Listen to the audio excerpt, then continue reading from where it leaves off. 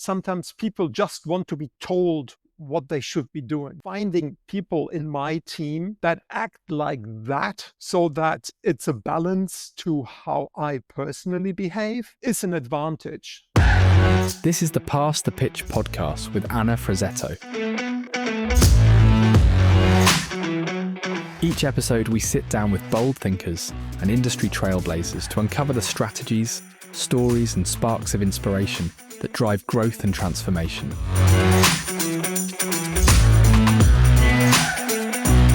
Let's get started. Welcome to the Pass the Pitch podcast, where we get to talk about where culture meets conversion. As we start season 1, we start big. We have Dr. Hagen Wenzek. He is the Chief Executive Officer at GI Digital and the co-founder and Chief Innovation Officer at Corporate Health International. These are technology-led service providers for consumer-driven healthcare services. At GI Digital and Corporate Health, you implement innovative medical devices at scale, starting with video capsule endoscopy. It's an alternative to an invasive gastrointestinal diagnostics such as colonoscopy. Hagen, of course, that isn't enough, right? Hagen is also the principal at Freestyle Consulting LLC, where you're advising companies, enterprises, and startups in marketing services, social media, ad tech, and e-health on leveraging game-changing topics such as big data, cloud computing, and marketing transformation. So welcome, Hagen. Thank you, Anna. Yeah, welcome. Good to see you again. Same here. So Hagen and I, of course, we've known each other, I think, since the beginning of time here. We've had the opportunity to work together at several organizations. So I'm thrilled that you're here today. I'm doing things a little bit different, right? I figured let's talk a little bit about, have an open dialogue on driving growth in an organization during volatile times. This seems to be a big topic as I talk to more and more C-level executives around the globe. This becomes the number one topic of focus. How do you drive growth during these times? So Hagen, from your perspective, what are you seeing? Yeah, I mean, volatile times. That's definitely the name of the game right now. And I think there is one thing that is standing out to me, whether it's driving growth personally in a company, organization, or anything, and that is how to ignore distractions. Because volatility means that all kinds of things happen around you. Well, some of the volatility you can make good use of. So you want to understand it and you want to have a strategy about it. I think it's even more important to be able to kick out all the distracting things. So just because something goes up and down today, tomorrow, there are elections here and there are people talking about everything all the time and want to have an opinion, ignoring those and focus on what you can control is probably the single most important factor. So Hagen, I like the way how you position that, eliminating the distractions. And it's interesting because, I relate to it on a lot of times on the sales side, right? When I'm working with different companies, it's stay focused, right? You almost need to have blinders on, stay focused on your mission, your drive, your purpose, and don't get distracted. And that's exactly what you're saying is don't get distracted. You're right. I think what happens is it starts to become a little bit of a crutch. What do you think? I mean, do you think that that's what happens? Some companies kind of look at it and go, oh, well, I can't do anything because the elections are coming. And it becomes a crutch. Yeah. Is it a crutch? It's probably a situation where individuals are more the ones that are to blame around getting distracted and not executing on the strategy, on the plan, but trying to chase down, for example, something that has created that volatility. So when you're talking about an organization as an abstract form that is there to support executing the strategy, that's one thing, but it's the individuals that so easily can chase the next shiny thing and shiny object. And funny enough, you started out introducing me with all these titles and all these activities and all these things that I do. Is I might the first one to blame to not being focused and not trying to get rid of distracting items. For me, it's the opportunity to follow an opportunity, having different venues that I play on. So you want to have a platform in place that allows you to follow the path of highest growth, but then to follow that path also based on the strategy that you have. Just execute the plan, and not just let yourself be distracted by the next shiny thing. Right. And and a lot of times, I mean, I see this in entrepreneurs, in startups. I also see it in more seasoned organizations. We come across people that you talk about the shiny thing. It's like, oh, we need to get into this space, or oh, well, the market is hot here. Let's focus on this. But then you're right. What winds up happening is you're steering away from your plan, and then therefore it creates a little bit of a challenge where you're kind of losing that focus. Exactly. So I kind of I remember an old analogy that I always used, and that was like an organization, even a startup. You can think of like an aircraft carrier that is put on a certain course, and then you have all these little ships that go out and understand what's going on, and bring back that information about the new shiny thing, the new volatility, the new blocking point that might be somewhere around, and then bring it back so that you, as the captain of the large carrier, can then make the decision whether you want to steer into a different direction, but then steer on the one side the whole company in the different direction, or keep course and have these little boats go out and do experiments and test out what's happening in the market. Is that new direction actually really relevant to you? Do in market experiments. I think it's just the good lessons of strategy are valid whether it's calm waters or it's very volatile and you're in the middle of a storm. And always coming back to this, that's actually not that different. It is the same thing that it used to be last week, last year, last decade. Essentially, it's just a different environment now. And you want to assess that environment and then, but stick the course that you're setting. If you're setting a new course, perfect. That's great. Make a good decision about how you set that course, because you make a good assessment of the market, of your own capabilities, what is missing, and then you put in a new plan, and that you code that plan into your onboard computer, and you start to steer in the different directions while the boats keep on looking if it's still the right direction. Right, right. And Hagen, as you were talking, I was actually thinking about some past conversations that we've had. And when you first started out, and we talk about like the video capsule, and I remember you having the tremendous focus on getting this capsule to market, and you did not deviate. Like you were pretty much like, this is my path, this is my journey.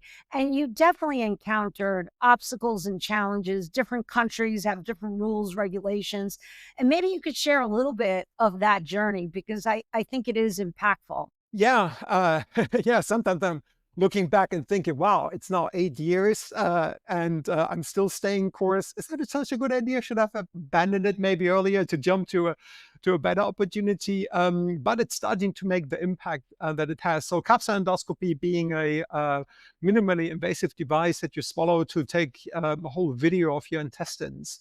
So to get diagnosis about anything that happens in your gastrointestinal tract.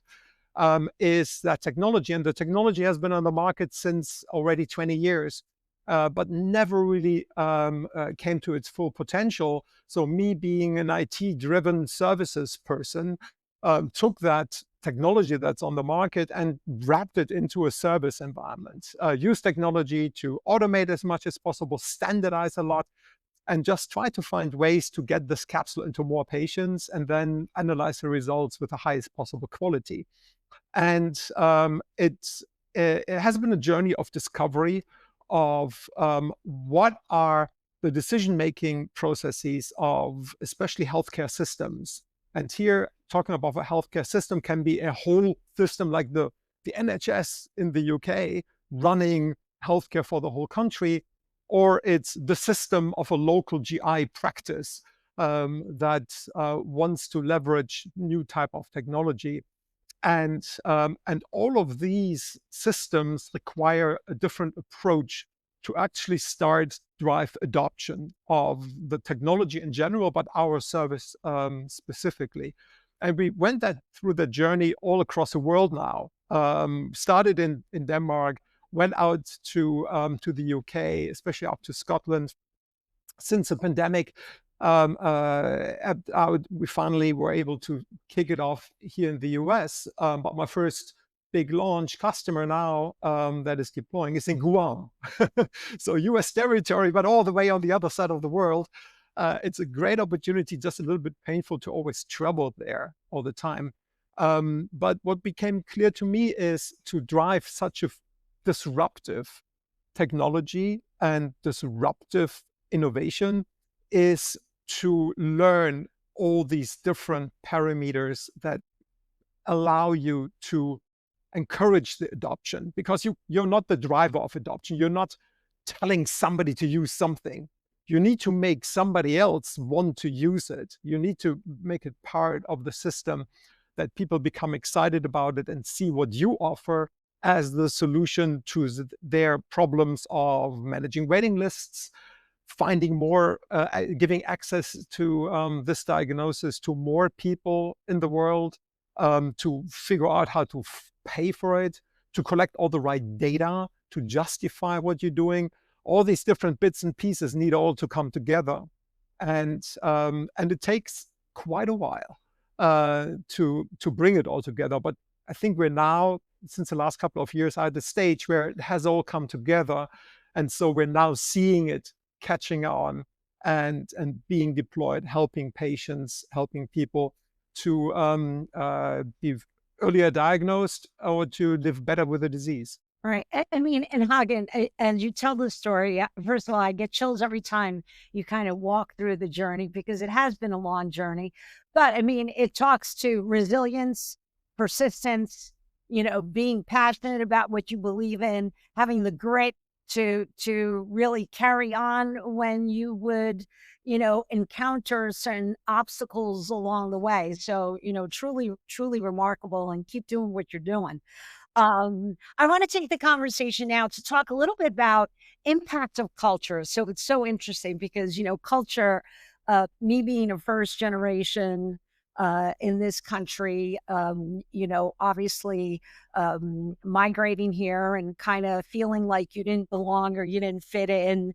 And then having that wire me differently, like as I was going through school and working and gaining kind of traction in your career. I do think that cultural differences do bring out some of the best in people, right? And I think the combination, when you have these differences encounter each other, I think it only creates for better strategies, better products, better service offerings. So I like to get your perspective on that. Yeah, I think a diverse culture definitely helps you to find ways to address your customers' concerns, especially what is it that actually works? How can you sell? It's a sales focused podcast today. So how do you sell more? And you need to put yourself into the shoes of your customer. And the customer, in my case here, is a whole bundle of stakeholders. It's not one person is not giving me a check. It's committees that all need to believe in what you're doing and what you're offering to them. And then it's a process. And so there are many different people, opinions, backgrounds in those teams, in those groups that I'm dealing with, and therefore to live also or come from a diverse background. And for me, the diversity is not in my own upbringing necessarily, but having lived in in various different countries, and having worked in teams that are very multicultural, multi-societal, definitely helped me, I think, to be empathetic about the needs, concerns, and interests of different parties in this group of stakeholders. But actually, maybe one thing that I think sometimes holds me back is to be too empathetic about that, to be too much into understanding other people. It's like, yeah, no, I understand why you're slow, why you have another priority, why you're thinking about that. And and not and sometimes I'm looking at others, especially salespeople that are more steamrolling. But they might get that deal and I don't because I am too much trying to accommodate, because I think it's a good idea to do that. But at the end, sometimes people just want to be told what they should be doing. Sometimes they just want to be put into a position of being pressured so that they can argue to themselves, well, it's an external pressure. Let me just agree to it, and it's done. And now suddenly that person got that sale. So for me, therefore, finding people in my team that act like that, so that it's a balance to how I personally behave, is an advantage. It's maybe not the way that I would never live like that myself, but I know it's a successful execution strategy for a sales plan. If you have the people in the right space that have that approach to it, much more single-minded. The single-mindedness, as you said before, is actually not single-mindedness. It's a much more broader empathy, lots of empathy, lots of trying to put yourself in the shoes of somebody else. That's me. But the person who just bangs on the door for the 100th times and just here's the deal, sign it or leave it, maybe gets the deal that I don't. And if I have that person in my team, great. Right. Oh, so first of all, my brain is going 100 miles an hour now as you're talking about this, because I think you raise so many interesting complexities in the process. And I think, Hagen, though, I mean, the empathetic side is what makes you who you are, right? So I think there's value in that, because a lot of times clients, they kind of go through, or prospects, they kind of go through a journey. And initially they might need that empathetic side, because, somebody who's going to like bulldoze through the transaction might get totally turned off the client and say, oh my God, you're just like shoving this down my throat and it's not what I want. So it's almost like, how do you find a good compliment? And I think what you said is, if you have somebody like that on your team, then that could be like the good balance of, it's almost like yin yang, right? Like, how do you have the right balance in how to approach the client? That's exactly right. Yeah. It's having mix to be able to bring the right person into the right meeting at the right time. And if you only have all the people that are the way that you are, then the only thing that you now win is time, because you have more people of you spending that time, but you don't take a different approach. You don't bring a different approach. You're not being challenged yourself to the table. So take that leap, bring somebody on your team that you maybe don't agree with in all kinds of different things, lifestyle and politics and so forth, but they might be the right people to get that sales done. Don't get me wrong. Those can't be now suddenly toxic people. Those can't be people that steamroll also across other team members.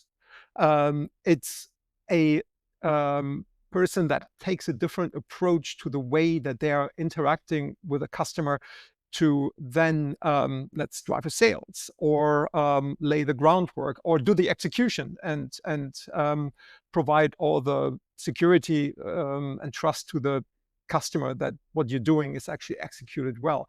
They still need to fit in the rest of the team. They can't be a complete outlier, else you're not a team. You're just a collection of couple of individuals that can be replaced any moment in time, and that's not what teamwork is about.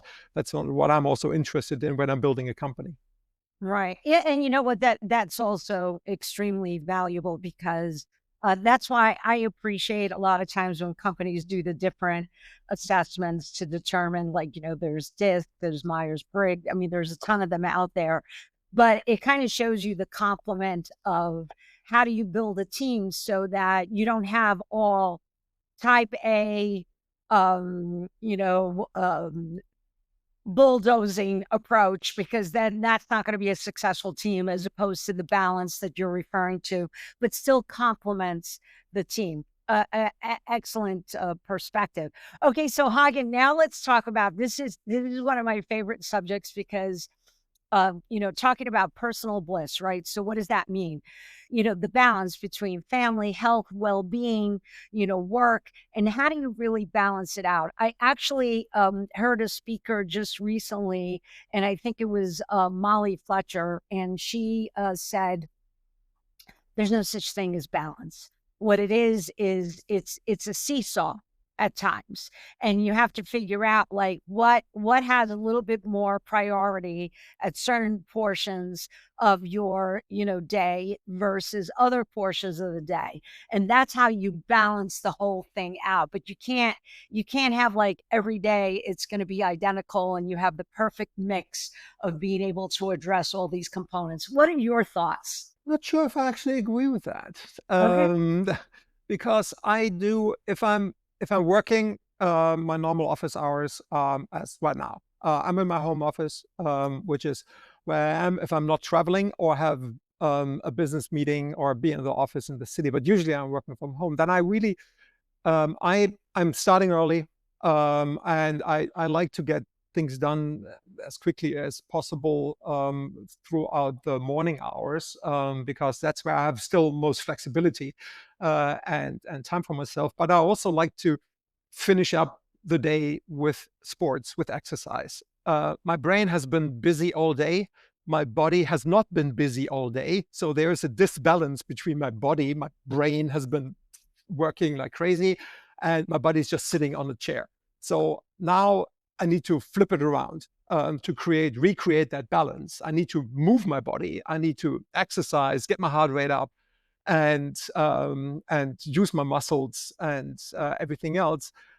Why not using my brain? Why my brain is maybe listening to a podcast, or it's just listening to nature if I go out running or cycling, and then stop work-related things. I do not pick up the phone after 8 o'clock or look at my phone afterwards anymore, because I learned that if I do that, I will not sleep well. So I think actually what happened is, for me, I'm now 55.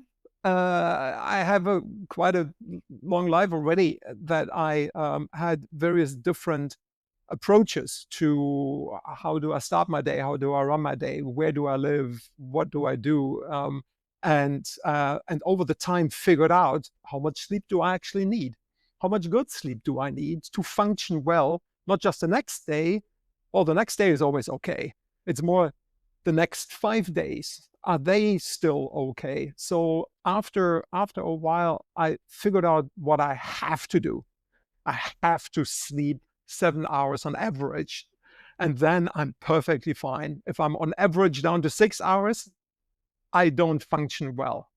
And if I don't exercise at least a couple of times a week, I don't function well. So I better put that into my daily plan and to have a daily routine to work it out. If I then travel for a week, I said I went to Guam 2 weeks ago. It's like a 20-hour trip to get there. And when I'm there, I'm really busy with all kinds of meetings. I will not have my normal structure, but that doesn't matter. because then I can actually act on how it works locally and do whatever is necessary.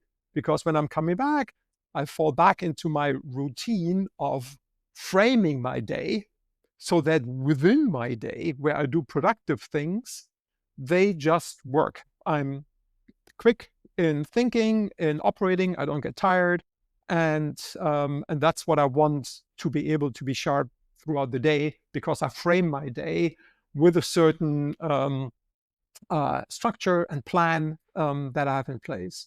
Yeah, and Hagen, I mean, it's so true. Like, to be able to frame your day. I like the way how you say that, to frame your day. One of the things I do is I actually block out in my calendar, like between the hours of 7:30 and 8:30 every morning. I block out an hour and a half in the afternoon for when I exercise. And then I block out after 5:30 p.m., 5:30 to 6:30 p.m., because that's my wrap up.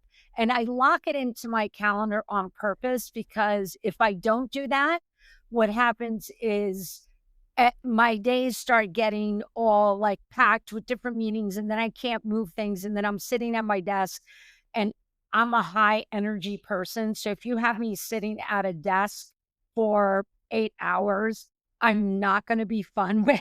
Oh yeah.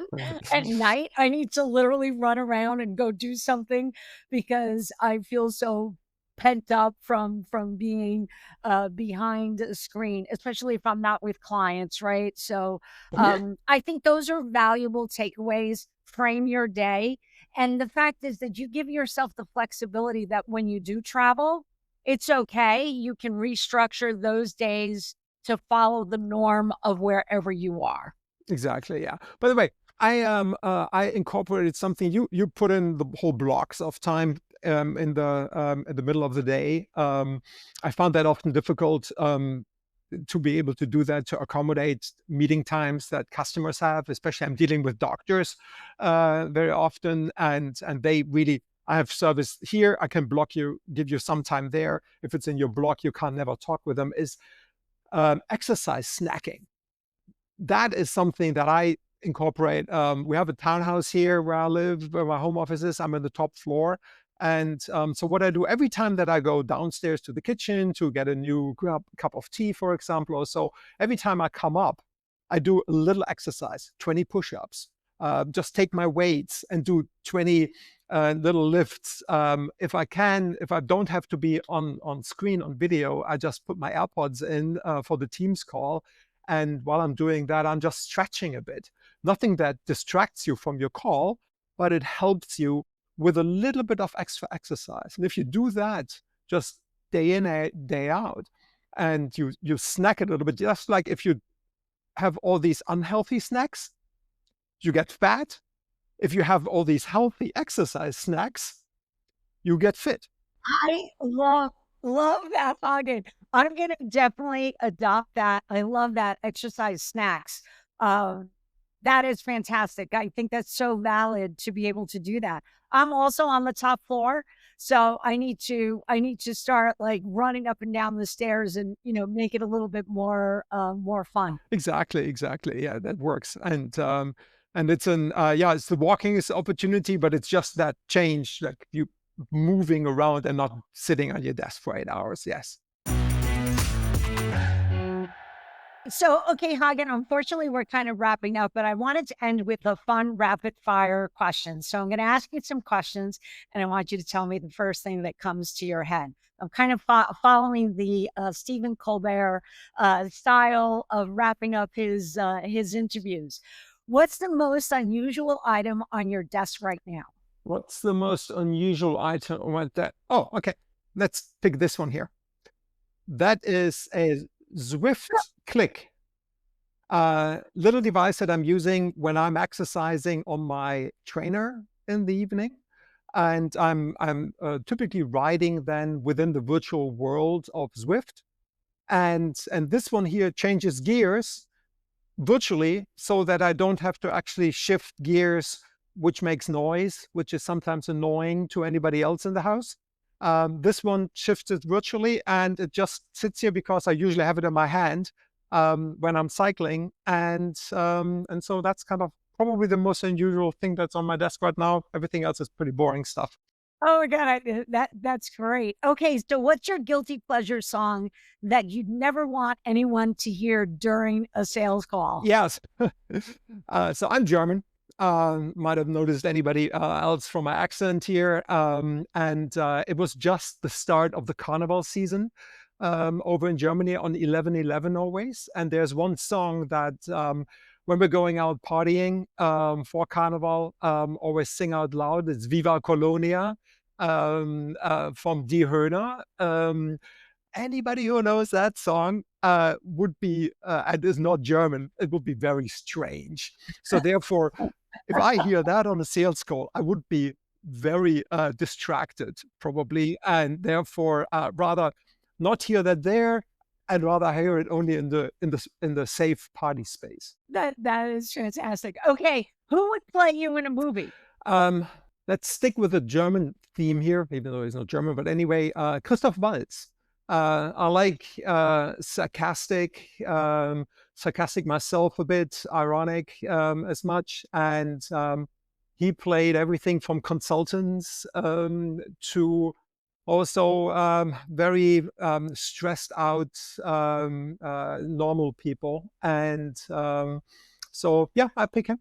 Okay, great. And the last question is, if you were a superhero, what would your sales-related superpower be? I would be able to make my customer call me. Oh my God, I think every person on the planet would want that as a superpower. Hagen, thank you so very, very much. It was absolutely fantastic to have you on the show. Same here, and looking forward to get together again. Thanks for listening to the Pass the Pitch podcast with Anna Frazzetto. Don't forget to subscribe and share. In our next episode, we're joined by Suzanne Davenport to discuss building a business that truly saves lives. See you then.